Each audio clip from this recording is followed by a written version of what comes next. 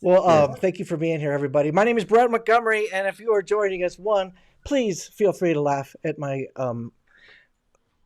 technology because it's funny. I'll tell you more about that. But also, I have three of my pals on the screen with you. They are all CPAE Speaker Hall of Fame members. Please say hello to Christine Cashen, Bill Stainton, Mark Mayfield. Woo! The crowd goes crazy. Well, here is the plan, people. I've been wondering about humor. And to be honest, I have not been feeling very funny. Shh. My friends are about to take that one. They're about to mock me. Don't let them. But the question really has been to me, is anybody laughing in 2020? Is right now is anything freaking funny? Because I have some doubts. I I have put out what I think are some pretty freaking hilarious jokes that have fallen totally flat. And the question is, are people laughing out there? So who wants to run with this first? Well, I was I'll laughing a run. lot watching you try and set this live feed up. That was Yeah. What do you mean? Nothing's funny. high entertainment value there. Yeah. Well, okay, yeah. So get this: I have all this. I have more buttons on my desk right now than I even knew existed 8 months ago, and clearly I don't know how to work them all. And I thought I had it lined up, and my entire internet in the entire house just shut down 10 minutes ago. So these people are saying, like, Brad, what the hell's going on? And I'm like, I don't know. Reboot, I'll reboot. bet it wasn't just in your house. Somehow you're doing, and your entire neighborhood probably just went dark. So who knows what businesses you've now disrupted? Uh, yeah, What we're saying is that this is all on you, Brad. It's all on you. Let me tell you a story about these guys, people. I'll just lead off with what would work and what did work then, and I don't think would work now. There was one time where I was at a conference with the three of these people, and I was about to go on stage, and I was really, really nervous because I hadn't been on stage in front of my peers. You can feel that, right? So I'm nervous as heck, and I talked to Steve Rizzo, one of the three of our friends, the four of our friends, and I said, Steve, I'm really, really nervous. Can you give me any advice? Could you say something nice? Because really what I needed was a hug. I needed for him to say, like, You're, you've you're got not this. you're not going to get that from Steve. Yeah, Right. that's not going to happen. So he did use the F word, but he said, don't F this up. Your career's on the line. And that was not funny to me. That wasn't like, oh, thank you so much, Steve. That was more like, are you kidding me? Because it turns out, I found out later, that was like, oh, you're in the club, honey bunch. You got this. That's the way funny people talk to each other. And if I remember correctly, you did F it up, and your career did go downhill after that. And also you started going by the name Honey Bunch, which really is a career killer. Right, because Scott Friedman has that. Yes. So Yeah. here's an honest question. Do you think that type of sarcasm can work right now when knowing people are more fragile than before? I think you got to know them and you got to be in the right venue. By the way, can I first say something that I am honored to be on this group of four where two are so famous they just have like one name like Beyonce or Cher. You know. So that's you and I are obviously we need both names to be Although clearly, valid. I have to capitalize mine. Christine, oh, there she goes. I have Oh, I have the ability. oh, Brad. I was wondering how Christine Oh, did that. good. Who says I didn't read the user's manual? I couldn't be bothered with uppercase. I say you didn't read the user's manual. Go ahead. Buddy. Do you have the feeling we're never going to get an answer that's honest from these people? I'm going to answer. I am going to answer, and I demand your attention and the floor at this very moment. Okay, first of all, what's this nonsense about? Is anything funny anymore? What? Really? Have you been laughing now as much as you did 10 months ago? Well, what I'm saying is that, you know, I've been to funerals that were funny. I mean, you can find funny anywhere. And I'm not saying that you diminish the seriousness of a moment, but if you're having trouble finding it now, you're hanging out with the wrong people, you know. And I have no problem because I have grandkids, and they can always help you find the funny. My grandson, we were watching a football game the other day, and he's 8, by the way. You know, after they're in the huddle, the quarterback always claps his hands and they go to the line. And he looked at me and said, Papa, you know what I like? I like the fact that they always clap their hands after they've had their little chat. Made me laugh, you know. He wasn't worried about COVID right then. He was just finding the funny without knowing he was finding the funny. It made me find the funny. I think it's now more than ever, you got to find it. It's there. You were funny a little while ago without even trying. Yeah, that kind of hurts. Christine, what do you think? Can you be, do you have to be, people are fragile. Come on. Are people more fragile now or not? People are fragile, but they don't understand this is the time that you need to laugh, right? So like everyone has to mask up. So why get your boring everyday mask? In fact, let me share with you the mask that my daughter calls the fuel for her nightmares. Well, So if you're squeamish, look away. Are you ready for this? I'm very curious. Ready? Okay, and I'm sorry in advance. This is a lot of buildup. I'm very excited. I know, right? Okay. So the funny thing is you get a lot of different reactions. You're at the grocery store, you know, people see you. And the sad thing is this is actually my face. You can go on Etsy, get a mask. Wait. That's really your face? That is not. That's my face. Your nose got big. It's a little distorted. Pretty big in Italian, but of course it's, you know, they make it a little bit bigger. And I've got a 5 o'clock. When did you start shaving? Maybe I should start shaving. I ran through the washing machine. That was a big mistake. But anyway, people are either like, you see their eyes kind of crinkle up as they see you walk by. And sometimes they go to like this. And I walked by a little kid at Target the other day and he looked at me and I gave him a thumbs up. And I hear him out of earshot. He says, yeah, gross. He was completely disgusted. So, I mean, I stand in the kid's doorway. They turn around. I'm just standing there. Yeah. So anyway, there's some things you can still have fun with. And I think that people are hungry for laughter and to lighten up right now. I think a mask should be an ensemble. All right. I'm going to go get mine. See, I didn't know we were supposed to bring props. I was not told that. And the same reaction that you got, Christine, the reaction that you got about, you know, oh, gross. I was getting that reaction a year ago. So that's not, you know, this is nothing new. This is. All right. So here's my mask. I thought this was freaking clever. Thank you. But here's what I've learned. Wait, is that an N95? It fogs up my stupid glasses. I have found that people, when I wear that to the grocery store, people don't know what to do with me. Not a single person has said anything like, thanks for trying to be funny. What I tend to get is they just look away, or they'll look at me in the eyes, not acknowledging that I have a foam freaking nose. And I don't know what that means. Does that just mean they think I'm an idiot or what? Brad, where are you hanging out? Are you? Really? Funerals. Are you in really sad places? Yeah, if you want that reaction of thanks for trying to be funny, don't worry. We'll get back on stages again. You'll get plenty of that. Mark, serious question. I hear you. And Christine, I agree with you. People need funny right now. And if you look for the right places like grandkids, you can see funny. I'm with you. Yet, my gut tells me people are just not laughing as much. Like trying to make somebody break into a full-on laugh at a grocery store was fairly hard generally. But right now, I can't see it. And even though I have not been to a comedy club since COVID, I can't imagine. It's very hard for me to imagine that the audiences are nearly as lively as they were. Do you think I'm wrong? Well, yeah, I will respond to that. First of all, people are stressed, dude. You know, yeah, I mean, people don't know whether they're going to have a job. They're wondering where they're going to make their payments. People are stressed and wigged out. They got elderly relatives that may be quarantined in a nursing home or something. So yeah, people are stressed. Maybe a little bit harder, but I guarantee you, it's still there. They still want to, you know, and like Christine said, got to do it more than ever now. I tell people all the time, if you're not laughing, then find some venue where you can start watching a funny show, get a pet, hang out with kids. I don't know what it is, but do something that puts you in that venue. Don't sit around in the house, stare at the walls because you've been quarantined, wondering how long this is going to last and will I get COVID?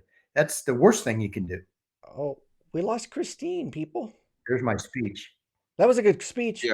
And somehow I lost Christine. That was wow, Mark. During your speech, Mark, during your speech, 25% of the audience walked out. That's exactly. I mean, for me, that would be a pretty good ratio. Yeah, that was a good night. Yeah. This is killing me. Poor Christine. I don't know where she is, but I'm going to assume that she's going to try to log back in. She's in Texas. She is in Texas. Oh, well done. Yes. Yeah. Plano. Plano. We only have half of Bill. Bill, what do you say about this? I'll move there. I guess the onus is on me to center myself. So, heck, we're trying to trust Montgomery to get this stuff right.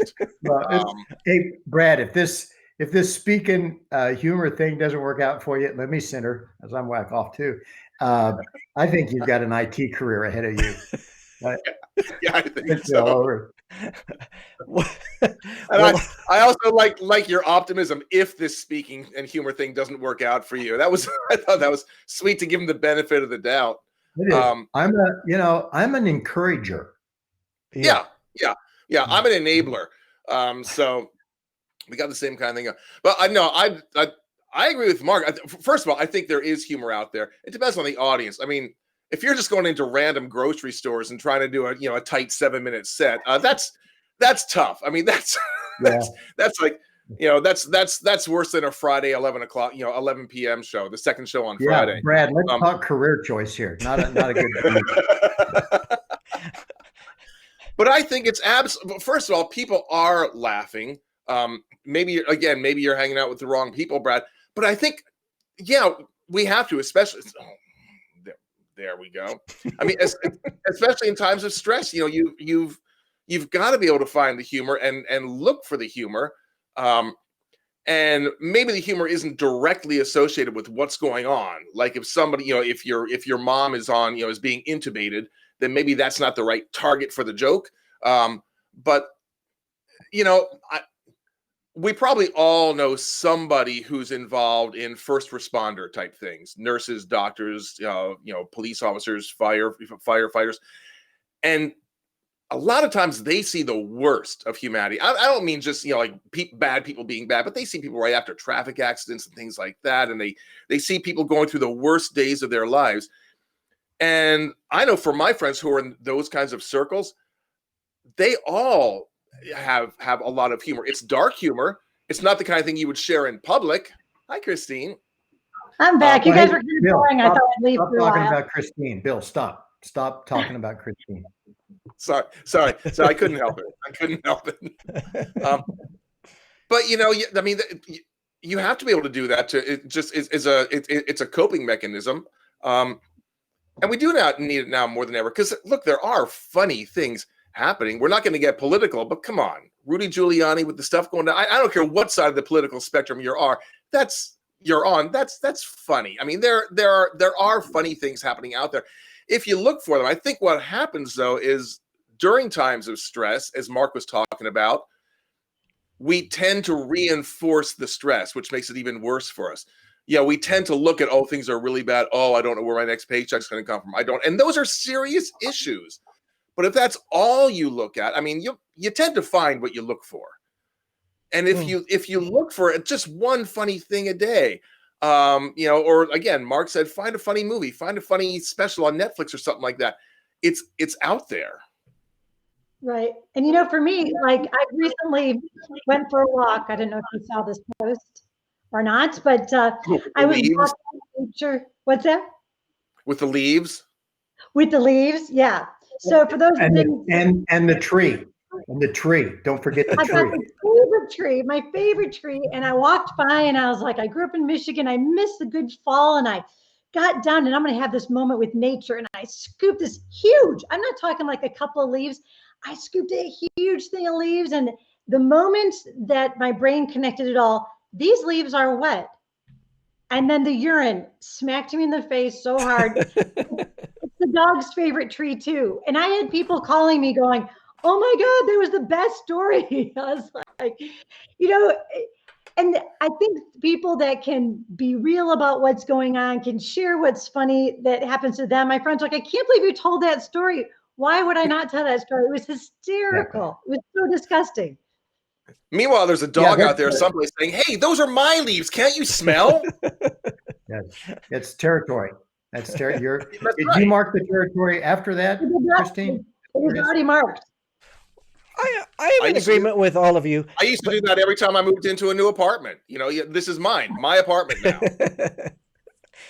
I'm in agreement with all of you. And generally speaking, I'm proud of being the most optimistic, upbeat person in any room. However, it is different now. For example, I was, listen to this, I was on stage in front of an audience. With hindsight, not sure. What are you? Are you a unicorn? What? I am, in fact, the unicorn.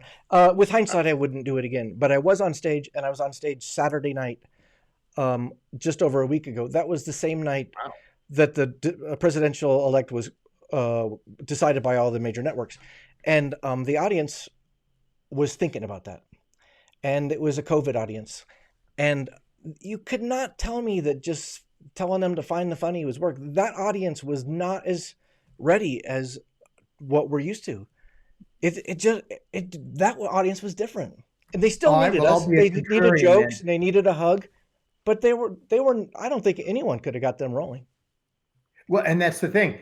I don't think that's a COVID thing or a pandemic thing or a thing for the future. That was just a situation. I have a buddy that spoke one time when the New York Yankees and Boston were playing for the championship of the American League, and he had no chance because it was back east, and everybody was either a Yankee or a Red Sox fan.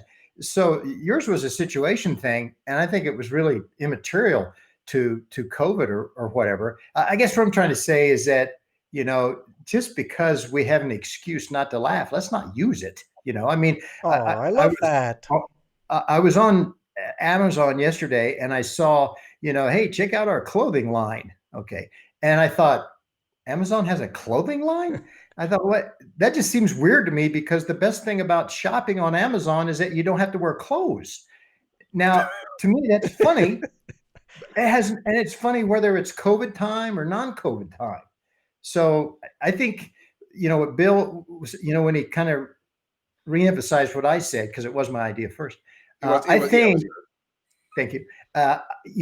We can't just use this as an excuse we now have to try to be positive. And I don't think we have to try that hard.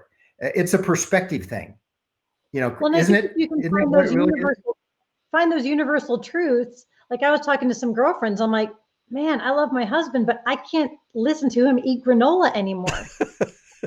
I can't be around the granola chewing. I don't know what it is, but it's like I retired talking about all those little things that never used to bother us, but we're around each other all the time. That all of a sudden I look, I'm like, you're gonna have to eat that granola somewhere else, or I gotta leave you sitting here because and we just start laughing. So finding those things that are universal truths that a lot of people might be dealing with. Yeah. That's going to be weird in the dissolution when, they write granola. That's going to be a very odd dissolution decree, I think. Right. But I would like to see it sometime. Well, I got to say, Mark, I did need to hear that I'm not wrong, but let's not use that as an excuse. I heard you. I was listening. No, and I hear what you're saying, but let me just, I'm not trying to reinforce my point, even though it's exactly what I'm doing. My golfing guys that we go out and play golf. Pretty sure it was my point originally. I've lost track because I'm old and I have a bad memory now. But when we go out and play golf, we're not less funny. We're not laughing less. We're not having less fun. We're probably having more because we need to do it more. We needle each other. We make fun of the stupid things we say. Everybody tries to throw a topper on top of the other guy's funny line. I guess we've made the conscious commitment that we're not going to succumb. Wow, that sounded heavy, didn't it? I think they're one, Mark, I think you're absolutely right. It's a choice. Again, we find what we look for. But Brad, I think somewhat to your point, there are two sides of this. One is, is there anything funny? Well, yes, of course, there's loads of things funny. And then I think you may be asking, is there anything funny about what we're going through? Like, is it okay to have to make jokes about COVID or the election or things like that, things that are divisive and difficult and that sort of thing. And my feeling is that, yeah, absolutely. I mean, I worked on a comedy TV show for 15 years. There's nothing that cannot be made funny. It depends on your audience. I mean, something that might be funny with your closest friends who you know very well may not be something that's going to be funny on a Facebook Live in front of the entire world. So you've got to kind of figure out who your audience is. Could you give us a specific example of a joke you could not tell on Facebook? No, because unlike you, I'm still hoping for a career after all of this. Okay, for 7 years, George Campbell and I have been posting jokes via Funny or You. It used to be a subscription. Now it's in social media. You can get it absolutely free. Just Funny or You on LinkedIn or Twitter or Instagram or Funny or Facebook. Did we stop when there became the lockdown? No. We're writing jokes, and I guarantee you every day, at least one of them has something to do with COVID. I think the one today we posted was the encouragement not to have family gatherings. Is that because of COVID or because they just want to stop families from fighting and arguing about the election? I mean, there's stuff about COVID that is funny without, belittling the serious effect of it. I think that's the key. And if you go back to 9/11, another kind of tense situation. Kind of. When the late night shows first went back on the air after 9/11, they weren't telling jokes. But eventually they had to start telling jokes. And here's what I found from Letterman. For you kids in the audience, David Letterman used to be a late night talk show host.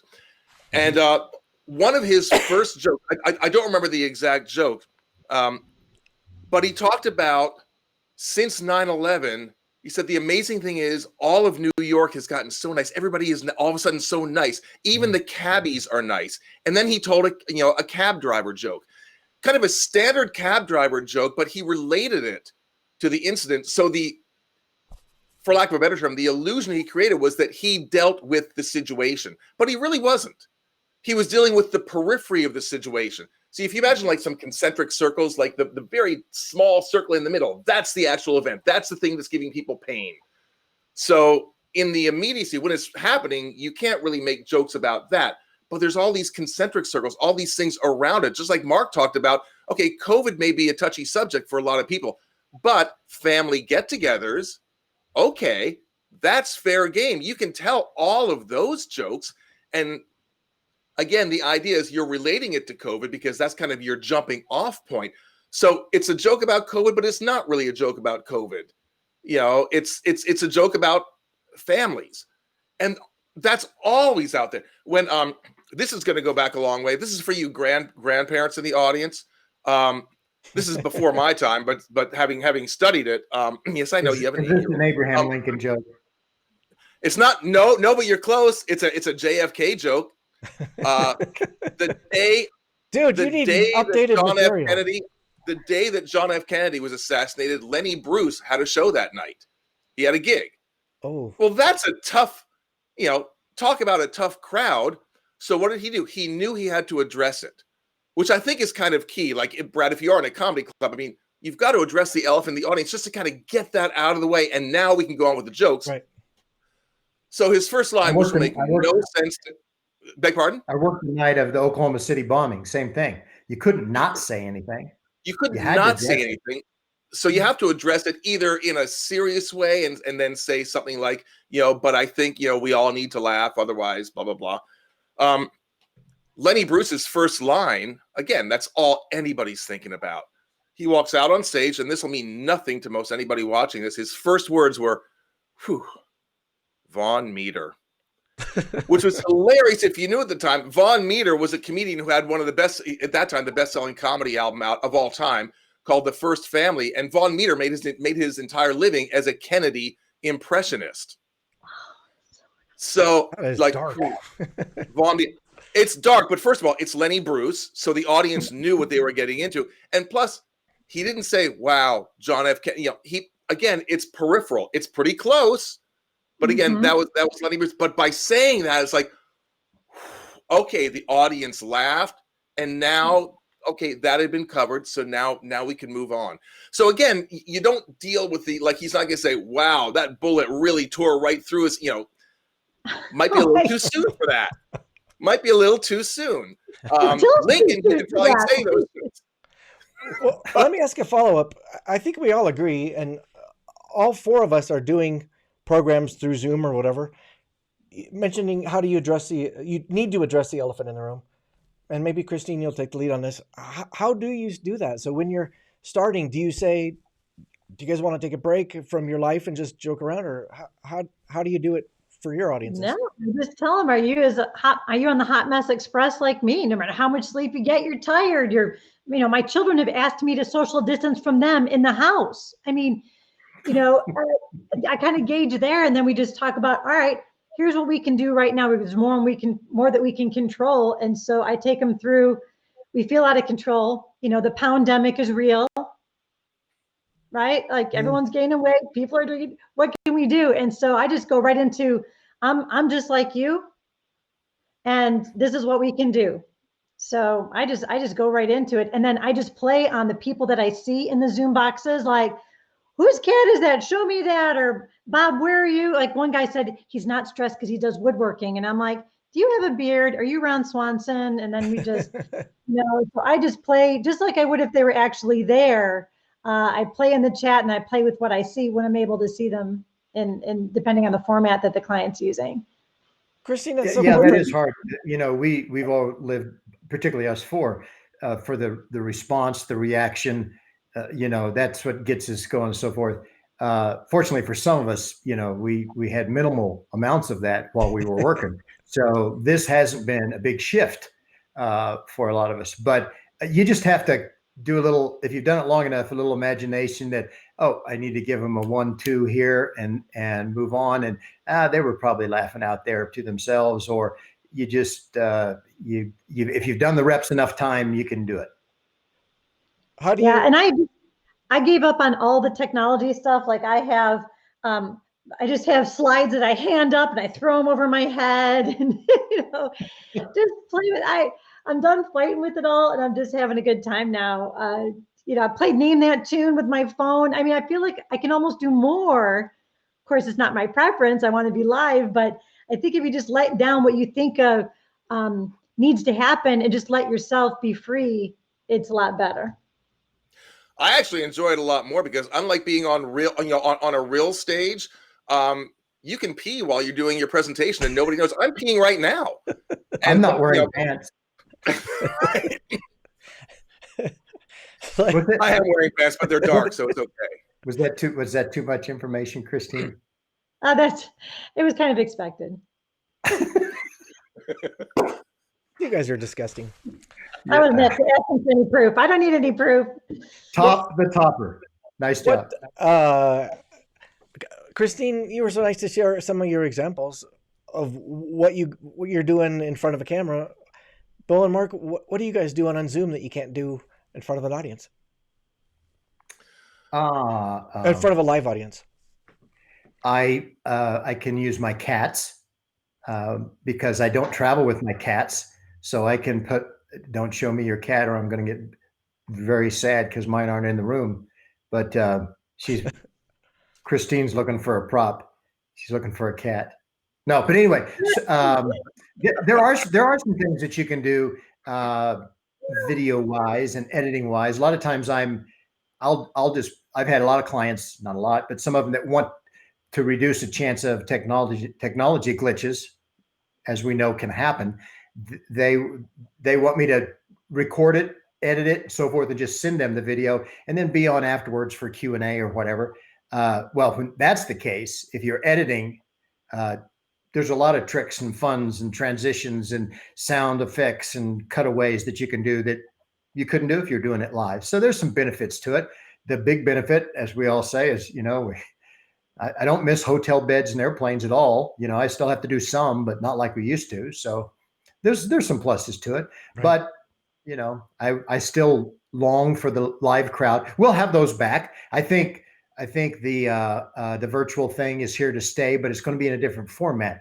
I mean, think about this. A lot of times a company would have a meeting so they could explain their new healthcare or health insurance program or something like that. You don't have to have a meeting for that anymore. Do it virtually. And so there's going to be a lot of things that they used to have flying people together for. They won't, but we're still going to have conventions and gatherings. We're too connected. We're too networky. I just made that. And there are some things that you can do virtually that don't work as well in person. I mean, in person's a big stage, on camera is more intimate, one-on-one. One of the things that I do for some of my programs where I talk about you need to focus on something or other. Whenever I talk about focus, you've got to be crystal clear, like really, really on target with what you're talking about. Then I ask everybody to get a piece of paper, get a crumpled up piece of paper. Like there we go. Everybody get a crumpled up piece of paper because this is how on target you have to be with whatever point I'm trying to make.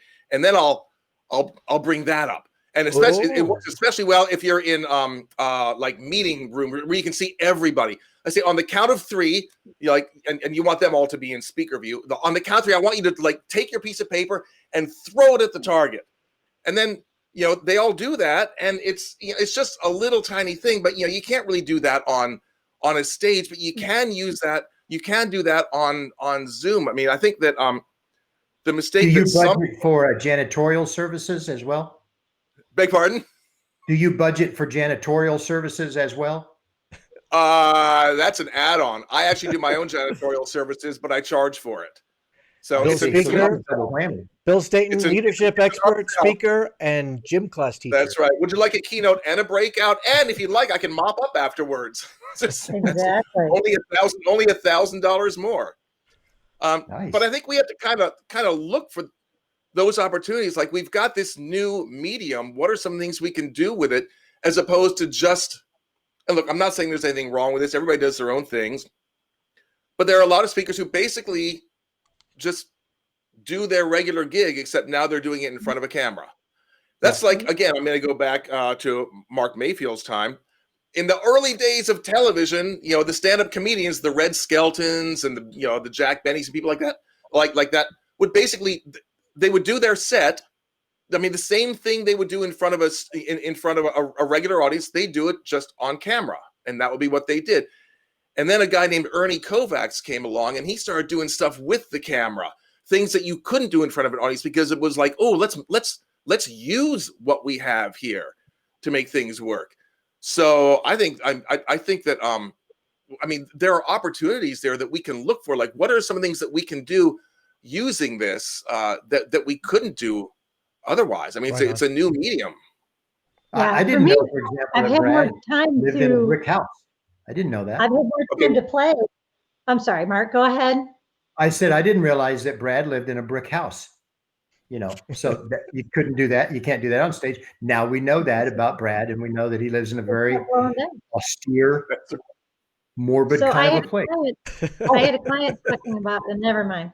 Who cares? No, Christine, you had a client. We want to hear all about your client. Give me a chance. So he kept telling everybody we're all in the same storm. We're just in different boats. And so I took time because, I had just one client to put everybody on the love boat. And I got clients to give me the names of the people who were their Julie McCoy, who was their gopher person, who they would want to have a drink with, who's their Isaac. And then, of course, the captain. And I played the Love Boat theme, and I said, whoever can guess this theme song will get a book. And so in the chat, when they put down, whoever got it first, I said, email me here, I'll send you a book. And so I've still been able to do book giveaways. I've been personalizing way more than I would ever probably have the time to do. I got a whole crew. I've got even special guests on the Love Boat. You know how they used to have Charo, and they have their... it's just been such a blast. And I wouldn't do that in a normal program. I tailor it, but I would never go to make all those slides. And I mean, I've been stalking everyone's Facebook to get their pictures. And so I've had a lot more time to really bring it home. And it's been, more fun than I was expecting, because I really resisted in the beginning, I have to say. Yeah, but we're going to move on to the final Jeopardy round. And I think, Christine, you did such a good job leading us there, which is, it kind of gives me hope, because I think all four of us would agree that in March we thought virtual, no way. There's no way what we do on a stage can work. And yet all three of you are telling me like very clever ideas, and Christine, you even showed us that would not work on stage. You can't hold up a postcard on stage and get a laugh. Don't do that. Let's end it with this question. As funny people, and you are, I know you are because it says so on your websites, what's giving you hope? Let's end with something upbeat. I'd love to ask them what's giving you hope. Going in no particular order, who wants to jump in? What gives you hope? Do you want us to be funny here, or do you want us to really? I mean, I could be funny. I could say, the fact that we may have saved your life today gives me hope.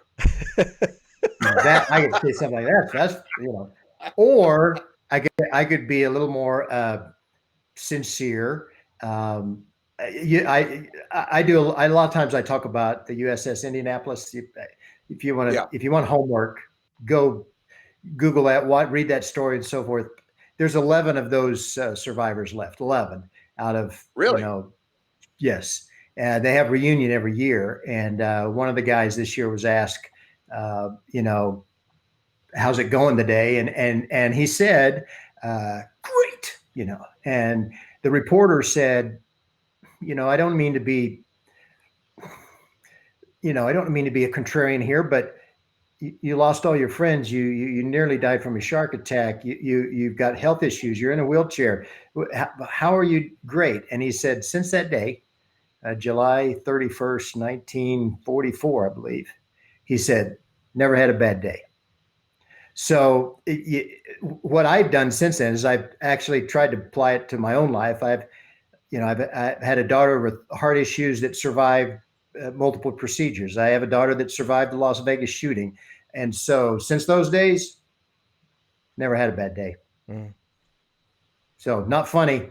You're right, Mark. I just like to say, I agree. That was not funny, but perfect. It was perfect. I love you for that. Who's next? Brad, I have hope because I feel like people are looking forward to events coming up, and they'll say virtual or in person, what you got going on. I mean, people are going there. We will be back. And I do honestly believe that it might be different, but I think, we got to start looking at the gifts of this year rather than let's be done with this. There's been some good things, even though you're hard to see out there right now, but I have hope that when we do get back together, it's just going to feel so damn good. And I can't wait. Many of us extroverted. My husband is an introvert. He doesn't even know there's a pandemic happening. He's so happy to be left alone, not going to parties, not being bothered, not seeing people. He's happy. I'm like yelling. I order on Amazon just so I can see the driver. Hi, love you. Do you need something to drink? Are you okay?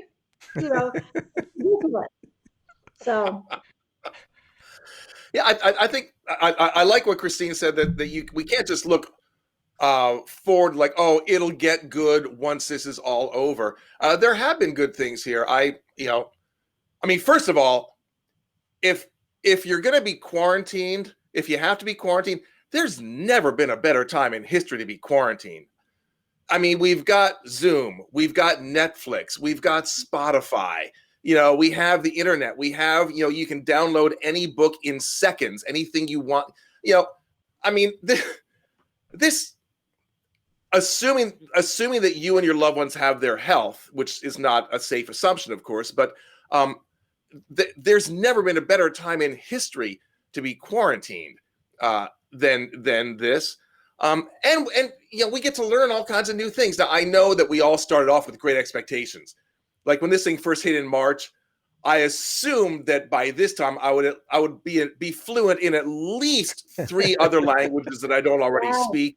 And I would have read most of the classics, and I would be buff, because you got all that time to work out. I mean, that's what was going to happen. But like I say, there's Netflix, and there's potato chips, and that's what So those things get in the way. But on the other hand, we've all kind of been learning how to do this because this stuff isn't going to go away. I mean, I think all of us have talked about this at some point. even when real, even when in-person audiences come back, there's going to be part of it on camera. There's going to be, the virtual audience out there.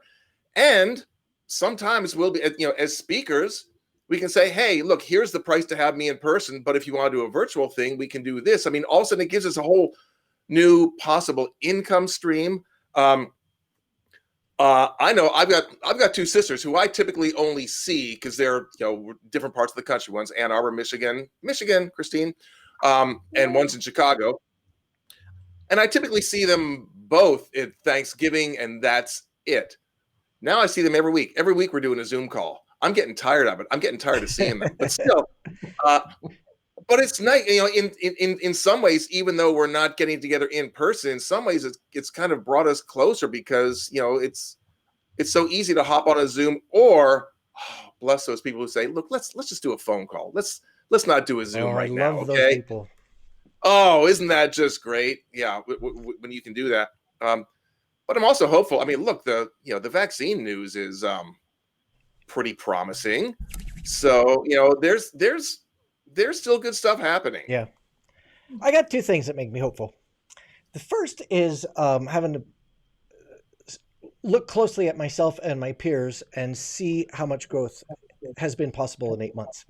And I have grown and become, I've been able to do things virtually that I didn't ever think I could do. And I have learned things and adapted in ways that I never could have anticipated. And then seeing my peers, that's you guys, seeing what you guys are doing just really is exciting to me, because I think we can all agree that, without sounding too campy, when we look at our history and think, where did our growth come from? It's almost always from those times that sucked.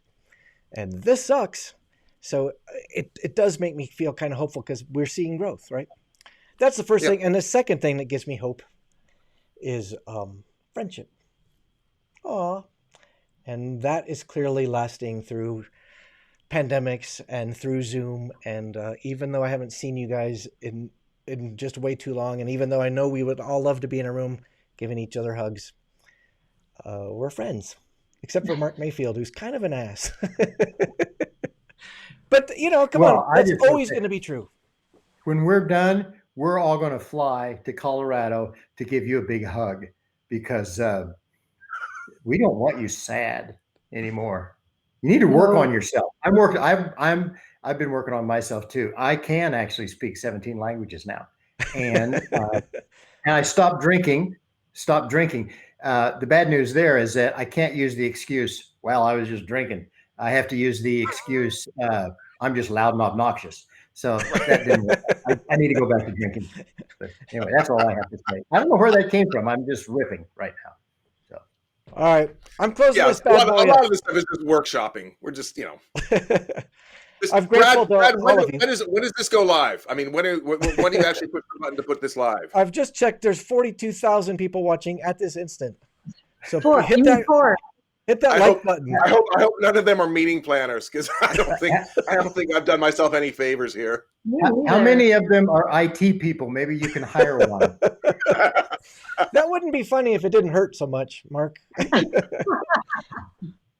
Hey, thanks for saying yes to all of you. I'm really grateful. I miss you all. Right. Yeah, likewise. Happy Thanksgiving. All of you rock. Happy birthday. Love you guys. Happy Thanksgiving.